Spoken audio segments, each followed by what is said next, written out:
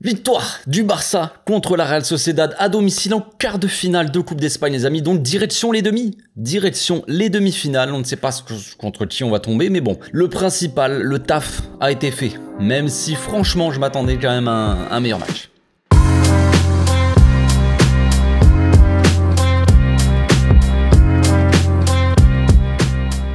Au passage, n'hésitez pas à vous abonner, liker et commenter. C'est le meilleur moyen de me soutenir et ça fera plaisir à tonton. Donc le Barça est qualifié en demi-finale, les amis. Le principal est fait, voilà, on a fait le taf. C'est cool. Je m'attendais à mieux. Ouais, je m'attendais quand même à mieux. On a vécu un match la dernière fois de Liga contre Getafe. On a gagné 1-0. On a fait une bonne première mi-temps. Une deuxième mi-temps un peu moins. On a mis un peu moins de rythme, un peu moins d'intensité, tout ça. Et là, j'ai l'impression on commence à être abonné. Là, est-ce qu'on s'abonnerait pas au 1-0, frère? Non, calmons-nous. On va pas s'enflammer. Il faut y aller. Il faut essayer de marquer quand même plusieurs buts. Parce que les 1-0, c'est sympa. Mais t'es pas à l'abri de te faire découper, rattraper là. Attention, oui, il faut faire attention parce qu'à la fin de match, Ter Stegen, mon gamin, déjà il a fait une dinguerie, déjà, il s'est bien rattrapé. Et après, dernière frappe là, 93e frère, à la fin du match. Attention les gars, attention, bah oui. Tu te mets en difficulté tout seul en fait. Et c'est pas bon ça, les gars, il faut se mettre à l'abri, on a déjà vu un nombre de fois incalculable dans la saison. Il faut aller marquer au moins un deuxième but pour se mettre à l'abri et être un peu plus serein, on va dire, psychologiquement, frère, parce que là on joue un peu avec la peur, tu vois, plus tu t'approches de la fin du match, plus tu te dis la moindre erreur peut coûter un but, donc du coup tu commences à avoir les jambes un peu qui tremblent. C'est compliqué, donc bref, début de match assez intéressant, composition d'équipe assez logique, hein, c'est ce qu'on avait vu dans l'avant-match, on avait dit que ça allait être sûrement celle qui a joué contre le Real Madrid en finale de Super Coupe d'Espagne. Au gardien, au cage, on avait un petit doute avant le match. Xavi aussi, il savait pas s'il allait mettre Iñaki, s'il allait mettre Ter Stegen, tout ça. Il a dit qu'il allait décider aujourd'hui, donc jour de match, pour voir. Il s'est dit que ce match-là serait vraiment important, même si pour moi, tu peux quand même considérer que c'est un match important et mettre Iñaki. Mais il s'est dit, je ne vais prendre aucun risque et je vais mettre tous les joueurs, les meilleurs joueurs, on va dire, que j'ai sur le terrain. Voilà, donc il a considéré que Iñaki forcément n'avait pas sa place et que Ter Stegen forcément en ce moment en plus de ça est plutôt chaud. Effectivement, quand on voit la fin de match, on peut se dire heureusement que Ter Stegen était là. Est-ce que Iñaki il aurait fait ces arrêts là? On ne sait pas. Donc forcément, on peut pas lui donner tort là-dessus à Xavi. Mais bon, bref, c'est une décision, elle est comme ça, c'est pas plus mal que ça. Donc la composition d'équipe, on avait Koundé à droite, Christensen, Araujo dans l'axe, avec Baldé sur la gauche qui montait dans son couloir, hein, très offensif. Busquets, Frenkie, Pedri au milieu, Gavi en attaque avec Lewandowski et Dembélé. Donc Gavi en phase offensive, on le sait déjà, on a compris tout ça, on connaît un peu on connaît maintenant un peu l'animation, le système, hein, les gars. Baldé qui prend le couloir, Dembélé qui est couloir droit, donc Lewandowski dans l'axe, Gavi au milieu avec Pedri dans les demi-espaces qui font des appels incessants, on va dire, qui se projettent, tout ça, surtout Gavi, et Frenkie et Busquets en double pivot qui font un peu le jeu. Ça a plutôt bien fonctionné, c'était un bon match au début, franchement ça a démarré assez bien, on a vu vraiment un très beau match, même la Real Sociedad jouait plutôt bien, c'était plutôt agréable à voir, et puis ça a commencé à se chauffer, tu vois. Ça a commencé à se chauffer. Bryce Mendes qui a fait plusieurs fautes. Lewandowski aussi qui commençait à sortir de son match. Lewandowski qui a fait une bonne première mi-temps, un bon début de match. Et puis en deuxième mi-temps, d'un coup, il s'est éteint petit à petit. Bon, compliqué pour lui. Hein. Il y avait une bataille quand même assez costaud avec le Normand. Mais on sentait Lewandowski qui sortait de son match. J'essayais de chercher le contact. Je me suis dit, frère, commence pas à faire l'imbécile, frère. Tu t'es fait exclure, t'as pris un rouge et t'as pris 3 matchs de suspension dans un match où t'étais sorti de ton match concrètement et t'avais fait une faute complètement bête. Et qui était cet arbitre? C'était celui de ce soir, frère. À quoi tu joues? Qu'est-ce que tu cherches, frérot? Et essaie de rester dans ton match. Je sais que les mecs te rentrent dedans, il y a des petites fautes, voilà, tu vas au contact. Ok, frère, tu vas au contact, mais le coude, t'es pas obligé de le mettre dans le visage, frère. Il a cherché, il cherche. Donc, heureusement que Gil Manzano, il a pas non plus abusé. Il aurait très bien pu mettre au moins un carton jaune à Lewandowski, ça aurait été plus compliqué après, mais voilà, donc attention à ce genre de truc, c'est un peu idiot je trouve. De sortir de son match, je veux dire, surtout avec l'expérience qu'il a, Lewandowski. Et bien sûr, on va quand même parler de... Si on devait résumer ce match en un seul mot, ça serait bien sûr Dembélé, ou alors Ousmane, ou alors... C'est ce que tu veux, frère, mais Ousmane Dembélé était dans un grand soir. On m'avait dit dans le live d'avant-match, là, tout à l'heure, je sais plus qui c'est qui m'a dit ça, c'est le match de Dembélé qui va faire un grand match ce soir. Effectivement, il avait vu juste parce que franchement, Dembélé a été monstrueux. Dembélé a tout fait ce soir. Franchement, une masterclass de Dembélé. Évidemment, on aurait pu voir une passe décisive de plus, enfin, une passe décisive de sa part, peut-être un... Bon, il a marqué déjà un très beau but en plus, mais bon, il a donné des caviars, hein. Le caviar pour Frenchie qui a fait plus un dégagement que vraiment, hein. Il a essayé de dévier, mais c'était compliqué, il a taclé, mais la passe était parfaite. Dembélé a fait un match quasiment parfait, on va dire. Il a rien à se reprocher, il a fait les efforts, il a bouffé tout le monde, que ça soit côté droit, et puis après, à la fin de match, il est passé côté gauche, il a bouffé tout le monde. Un très grand Dembélé.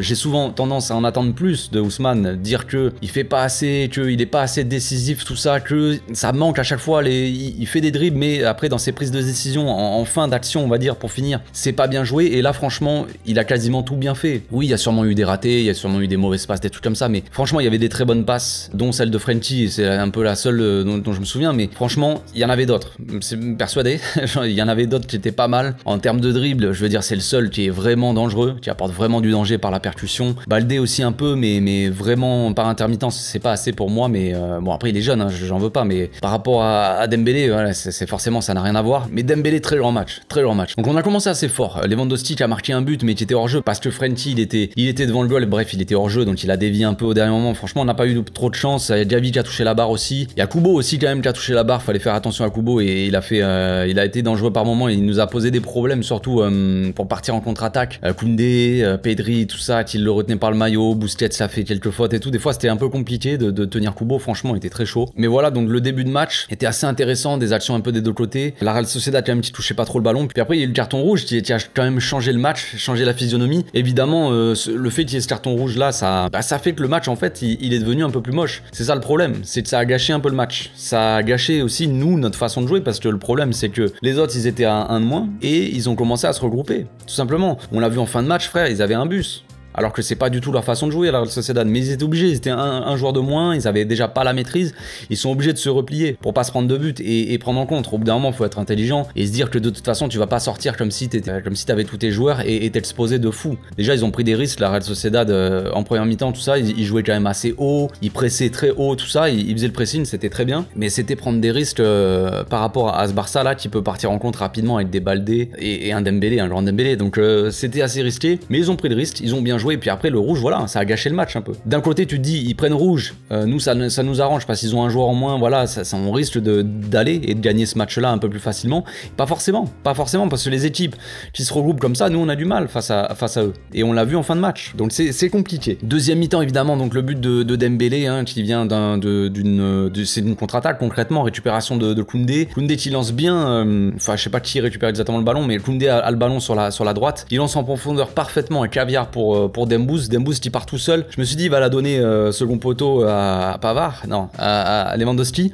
Mais non, il y va tout seul, il met un pétard, frère, le goal, il peut rien faire. Il a pas l'épaule de Cyborg de Ter Stegen, donc il a des vies, mais elle est trop forte, elle part dans les cages. Donc c'est un très beau but. C'est mérité de la part de Dembélé, ça fait plaisir aussi parce que le gars, souvent, on sait qu'il provoque, on sait qu'il y a beaucoup de déchets, tout ça, et souvent ça ne finit pas sur un but, ça ne finit pas sur une action vraiment dangereuse. Et là, c'était mérité. Au bout d'un moment, c'est bien, voilà, c'est bien pour la confiance aussi, le fait qu'il marque des buts. Il a tenté aussi une grosse frappe aussi, enroulée à un moment qui n'est pas passé très loin. C'est bien. Je suis très content du match de Dembélé. Franchement, c'est l'homme du match pour moi, hein, concrètement. Il n'y a pas photo, hein, clairement. Ter Stegen qui a quand même fait du bon taf, et la défense aussi. Araujo, il a soulevé sur l'autre, c'était pas évident. Araujo, il était sur tous les ballons dès que sur l'autre il l'avait. Donc très très bon match d'Araujo. Christensen encore très propre. Koundé aussi très bon dans les relances, tout ça. Un jeu au pied toujours intéressant aussi, hein, même s'il a eu du mal face à Kubo, mais c'est compréhensible. Mais dans l'ensemble, on a fait un bon match. J'ai trouvé les milieux un peu moins bons. Busquets, très bonne première mi-temps, principalement. Deuxième mi-temps aussi, pas mal. Et après, avec la fatigue, tout ça, mais très bon match de Busquets. Frenchie, je l'ai senti un peu moins bien. Pedri, Gavi aussi. Gavi, ça va, mais Pedri, un peu moins. D'ailleurs, il est sorti, il a pris un coup. J'espère que c'est juste un coup à la cheville. J'espère que c'est pas une blessure musculaire, que ça sera pas une absence, parce que c'est pas le moment de se blesser, les gars, pas du tout. Surtout au milieu, Gavi, Busquets. Après, Frenchie, Pedri, un peu en dessous, j'ai trouvé. Kessie a fait une entrée intéressante. J'ai bien aimé. Lewandowski, pour moi, bonne première mi-temps, mais après, il a sombré. Bon, Dembélé, je l'ai dit. Kessie, donc très bonne rentrée. Assez volontaire. Il a loupé quand même une grosse occasion. Bon, je lui en veux pas, mais c'est compliqué. Après, il faut se mettre en confiance. Il faut avoir le rythme et tout pour aller, la lucidité pour aller le mettre. Mais franchement, c'est une bonne rentrée de la part des Kessie. J'ai bien aimé. Ses projections, tout ça, à un moment, il fait un appel dans le dos. Dembélé qui le serre. C'était bien joué, même si le centre, il est contré. Mais c'est bien aussi de voir un Kessie comme ça. C'est volontaire, tu vois, qui fait les appels au bon tempo. au bon moment, au bon endroit, tout ça, c'est bien. Une entrée d'Ansu Fati, encore une fois, compliquée, hein. Je vais pas utiliser le mot décevant, mais franchement, je pourrais entrer d'Ansu Fati assez décevante. Et que dire de Rafinha, il a fait des choses intéressantes, Rafinha. C'est comme Dame, en fait. C'est à l'image de Rafinha depuis un moment. C'est que il fait des petits trucs intéressants et des fois, il fait des trucs. Là, on a tous en tête, je pense, sa reprise de volée, là où il loupe carrément le ballon. Alors, il a une demi-heure pour armer sa demi-volée. Un mec comme Rafinha, je suis désolé, non. Ça pourrait être si c'est un défenseur qui loupe ça, comme Koundé par exemple, qui a fait un bon mouvement à un moment en première mi-temps, là, qui fait un crochet, il s'est pris pour David Villa, genre crochet du droit, et il arrive, il veut l'enrouler du gauche en lucarne opposée. Bon, je me suis dit, frère, tu t'enflammes un peu, mais bon, c'est bien tenté, c'est bien. Mais si encore Koundé il loupe ça, bon, je comprends, tu vois, mais Rafinha, non. Rafinha, il a une certaine qualité technique, il a une très bonne frappe, c'est pas normal qu'il loupe ça, tu vois. Moi, je peux le louper, frère. J'en ai loupé plein des comme ça. Mais toi, frère, tu peux pas. Donc, c'est mal joué, ça va pas arranger son cas, hein. Donc, en fait, c'est toujours pareil, les remplaçants qui rentrent, c'est compliqué, hein. Tu vois que c'est clairement, ils sont vraiment un cran très en dessous. Kessié, ça fait plaisir parce que, franchement, quand je le vois rentrer, je trouve qu'il est plutôt bon. Donc, pourquoi pas vraiment rentrer dans la rotation et des fois être titulaire, même dans des matchs assez difficiles, hein, pour faire tourner. Tu vois que tu peux lui faire confiance, en fait, concrètement. Parce qu'en début de saison, c'était compliqué.